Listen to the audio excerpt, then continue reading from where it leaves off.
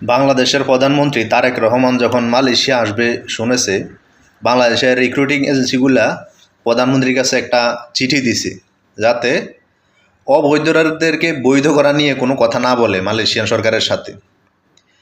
এই বানচোদরা সবসময় লোক পাঠায় 6 লাখ 5 লাখ 4 লাখ টাকা দিয়া।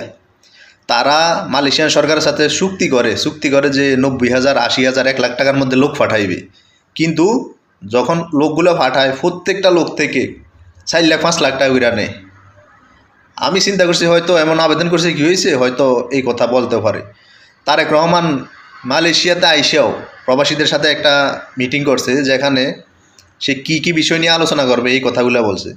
ওখানেও বলে নাই যে সে অবৈধ প্রবাসীদেরকে নিয়ে কিছু কথা বলবে। আমি অনেকটা ভিডিও দেখছি, 30 মিনিটের একটা ভিডিও মনে হয়, আমি ওখানে তার কথাটা শুনি নাই, হয়তো বলতেও পারে। এখন কথা হলো, বললেই কি এই সুযোগ দিবে মালয়েশিয়ান সরকার?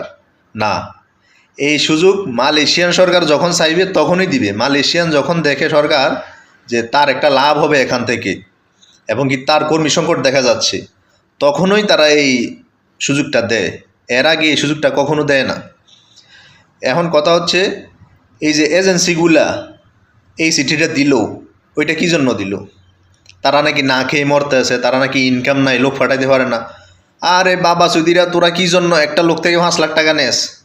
এই কারণে তো মালয়েশিয়ান সরকার অ্যাপ্রুভাল দিচ্ছে না লোক আনার জন্য, অথচ অন্য সব দেশ থেকে লোক আনতেছে মালয়েশিয়া। আর আমরা যারা মালয়েশিয়াতে আছি তারা অনেক সময় হিংসা করি যে দেশ থেকে লোক আসবে। ভাই, রিজিকের মালিক আল্লাহ, আমার রিজিক আমি পাইমু, আপনার রিজিক আপনি, ঠিক আছে? যারা আসবে তাদের রিজিক নিয়েই আসবে, ঠিক আছে? তো আমার ক্ষোভটা হচ্ছে ওই বানচোদদের কাছে, তোরা কেন লোক ফাটানোর সময় 5 লাখ টাকা 6 লাখ টাকা নেস? 1 লাখ টাকার মধ্যে চুক্তি কইরা, 90,000 টাকাতে চুক্তি কইরা, হয় সব খরচ মিলাই সব কিছু মিলাই তোরা 1-1.5 লাখ টাকা নে অথবা 2 লাখ টাকা নে, কেন তোরা এত টাকা নেস? আর আমাদের দেশের সরকারও এটা সেটেল করতে পারে না। আমরা লোক ফাটাইমু বাংলাদেশ থেকে, সরকারি উদ্যোগে ফাটাই নিয়ে, এটা তো সরকারের ইনকাম হয়। একটা লোক যখন অন্য দেশে চলে আসে তখন সরকারের বিনা খরচে হাজার হাজার কোটি টাকা লাভ হচ্ছে। তা আমরা চাই দেশের সরকার এই চিন্তাটা করবে যাতে প্রবাসে লোক ফাটানোর ক্ষেত্রে খুব অল্প খরচে ফাটাতে পারে। প্রতি বছর প্রায় 10 লাখ 15 লাখ শিশু জন্ম হয়, প্রতি বছর এসএসসি দেয় প্রায় 10 লাখ 15 লাখ শিশু। আমরা যারা এসএসসি পরীক্ষা দিই বাংলাদেশে, এসএসসির পরেই দেখা যায় অনেকে কাজে ঢুকে যায়, বা ইন্টার দিলে দেখা যায় 50% কাজে কর্মে ঢুকে যায় অথবা বিদেশ চলে যায়। এইগুলো যদি অল্প খরচে ফাটানো যায়, দেশের যে রেমিটেন্স এখন $30 বিলিয়ন আছে, আগে হাসিনা সরকারের সময় 20 বিলিয়ন 22 বিলিয়নে ছিল, এখন 30 বিলিয়নে গেছে। ওইটা 40-50 বিলিয়ন ডলার যাইবে বাৎসরিক। মালয়েশিয়ার যে বর্তমান সরকার আনোয়ার ইব্রাহিম, সে একদিন একটা মিটিংয়ের ভিতরে বলছিল যে মালয়েশিয়া, বাংলাদেশ আর ইন্দোনেশিয়ার শ্রমিকরা আধুনিক যুগের দাসত্বের শিকার। কারণ হচ্ছে, এক দেশ থেকে আরেক দেশে যাইতে যেখানে 1 লাখ টাকা লাগে, আমাদেরকে সেখানে 5 লাখ টাকা লাগে।